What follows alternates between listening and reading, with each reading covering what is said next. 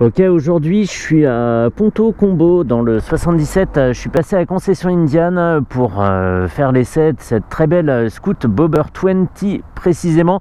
20 puisqu'elle a ce mini Ape Hanger, ce guidon relevé qui la différencie de la Scoot Bobber normale. On va aller d'avant en arrière. À l'avant on a une jante de 16 pouces avec un pneu massif de 130 de large. C'est des Pirelli MT60 RS.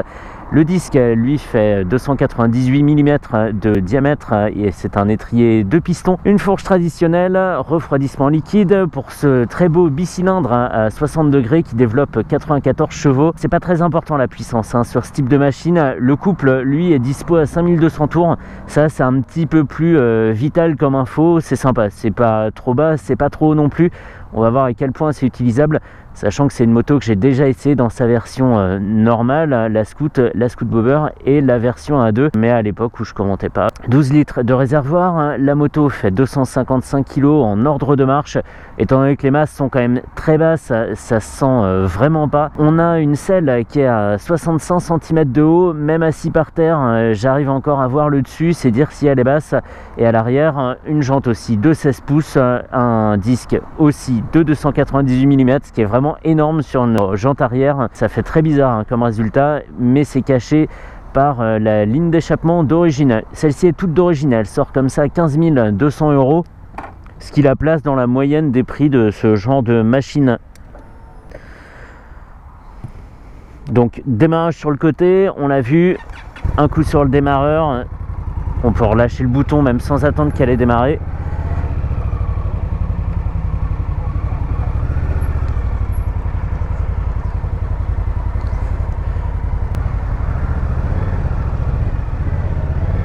Alors, il faut s'habituer à deux choses quand on prend les commandes de cette Bobber 20, c'est les pieds en avant et les bras en l'air. Alors, les bras en l'air, moi, avant de conduire une Street Bob, ma Harley préférée au passage, je pensais que ça serait très fatigant et très dur de bien manipuler la machine, et en fait, pas du tout. Je dirais pas que c'est une position naturelle, mais ça vient vite, on prend vite le pli et ça participe pour beaucoup à l'ambiance à bord en fait. Ça immerge bien dans le trip un peu américain, ça c'est sûr. Parce que je suis quelqu'un rempli de clichés évidemment.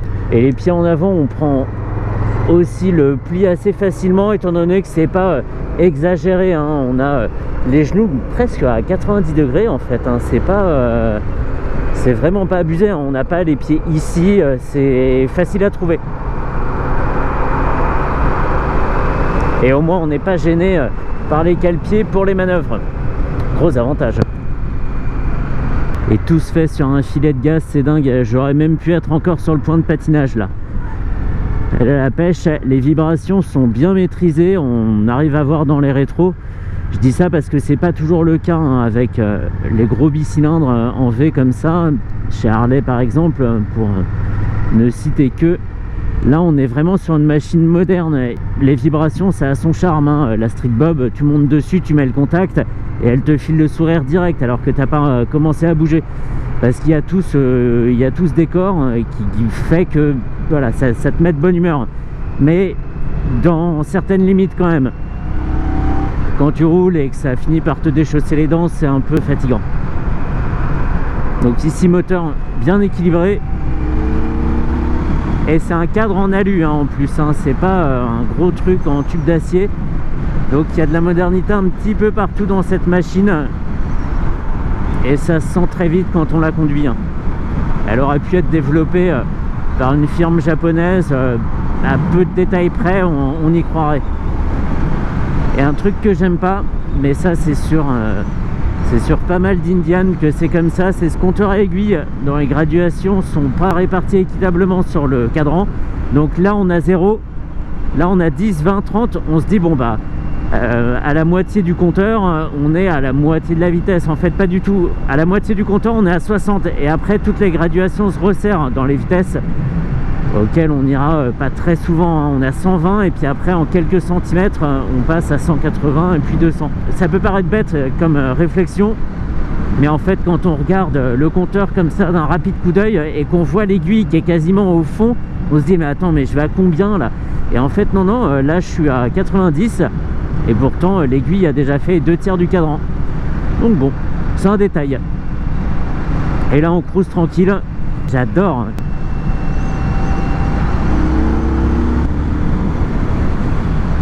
Et là quand on est comme ça là sur des grands rubans d'asphalte, moi la seule musique qui me vient à l'esprit c'est Born to be Wild. Donc je suis en train de me la chanter là.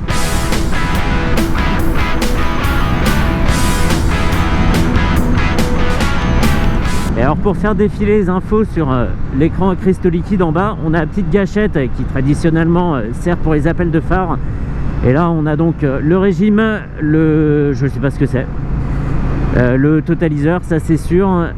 On a un trip A et un totaliseur. Ok, pas énormément d'infos.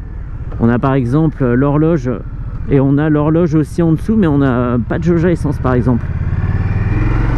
Et avec 12 litres, il faut être bien attentif quand même à ce qu'il nous reste en carburant. C'est un peu dommage. Ouah.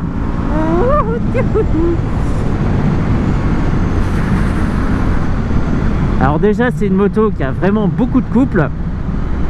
Ça vient assez vite, c'est vrai. Au début sur la première plage, là quand on était sur la voie express, ça sentait pas trop. Mais le couple finit par arriver et ce qui est dommage c'est qu'on est très mal retenu par la selle qui a un revêtement en sky très lisse et il n'y a pas vraiment de creux en fait, donc on n'est pas retenu par l'arrière et ça c'est un peu gênant. Du coup on force la prise sur les poignets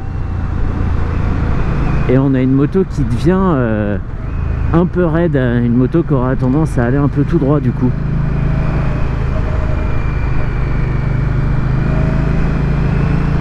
Born to be wild. Trop bien.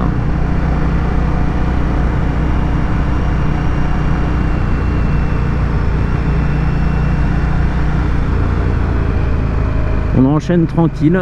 Hop. Et là on repart.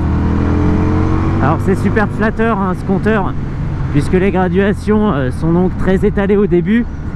L'aiguille monte très très vite. Je sais pas si c'est fait exprès de la part d'Indian pour faire penser que la moto accélère très fort, qu'elle va très très vite et rapidement. Mais il y a un bon côté, bon c'est sympa, hein, l'aiguille qui monte comme ça super vite. Mais par contre, en lecture, je trouve ça difficile. Oh, c'est qu'un coup à prendre. Hein. Et ça repart. Et je recule dans la selle. Il y a même mes pieds qui se décollent des cale-pieds quoi. C'est moi mais qui se translate comme ça sur la moto. Et le seul contact que j'ai avec c'est sur le guidon. Ouh, gros frein moteur ici.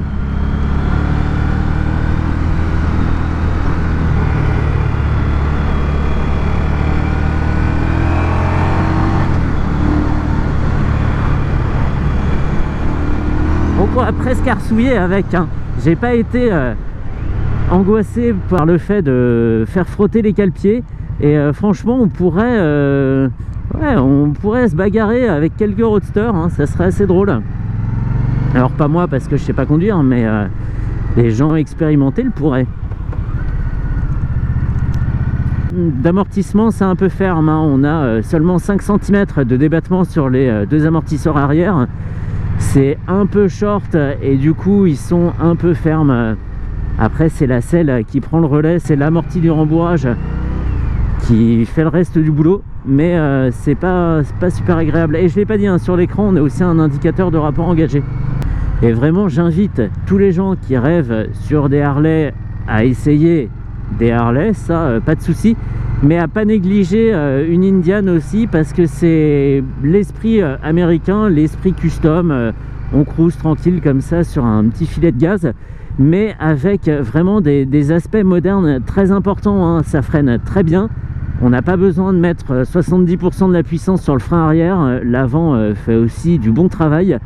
Et d'un point de vue équilibrage de la mécanique, c'est bien meilleur. C'est bien meilleur que Harley. On a ce qu'il faut en vibration, c'est absolument pas abusé, mais c'est des machines qui valent le coup d'être découvertes en fait.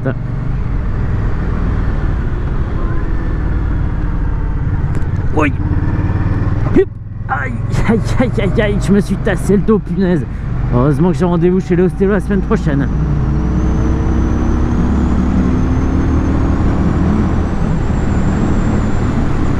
Je regardais le régime, hein, c'est vraiment ça, même un petit peu plus de 3500 tours, un peu avant 4000 tours.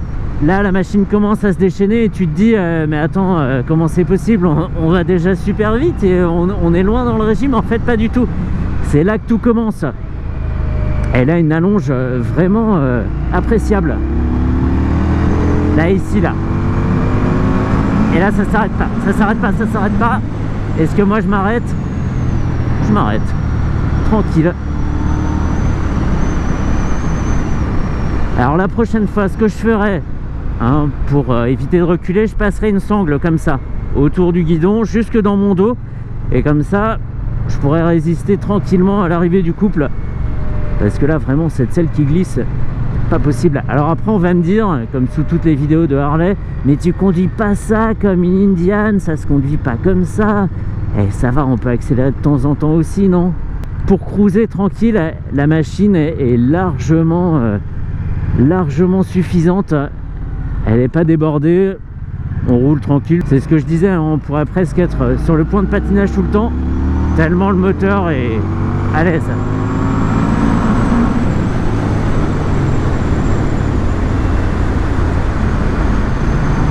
Allez, je me suis calé en 6ème. On est à 3000 tours minute. Je suis beaucoup trop près de la ligne. La fourche, par contre, fait un très bon boulot. Il n'y a pas de problème. Le pneu reste parfaitement collé au sol. Il n'y a pas de souci, même sur les KO les plus vifs. Et le pneu de 130 se fait absolument pas sentir. J'avais peur qu'elle manque d'agilité, qu'elle soit lourde à guider. Mais en fait, c'est absolument pas le cas.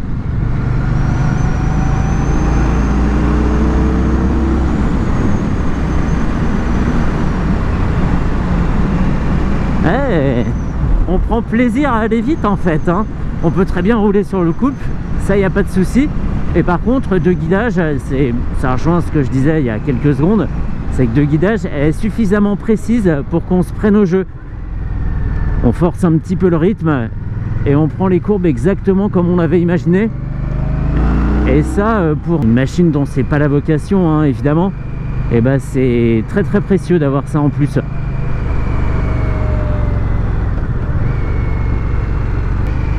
Et un grand merci à Guillaume de la concession Indian de Ponto Combo pour le prêt de la machine et le petit briefing avant pour m'expliquer les choses, notamment la petite gâchette là devant qui est pas évidente, étant donné que c'est pas sa fonction sur la plupart des autres motos. Merci à lui. Et puis voilà, une super machine, vraiment, hein. Faut pas acheter une Harley, je pense, sans avoir essayé l'équivalent chez Indian. Ce serait vraiment dommage de passer à côté de machines aussi bien pensées que celle-ci. Techniquement, elles sont vraiment très très bonnes, hein. Faut pas se fier à leur aspect un peu ancien. C'est quelque chose de très actuel.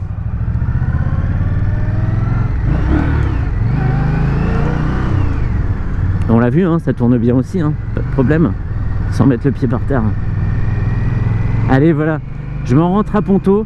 C'était laisser plaisir pour moi parce que j'aime bien cruiser comme ça. Et le Ape Hanger, ce guidon assez relevé, il fait quoi? Il fait entre 20 et 25 cm de haut.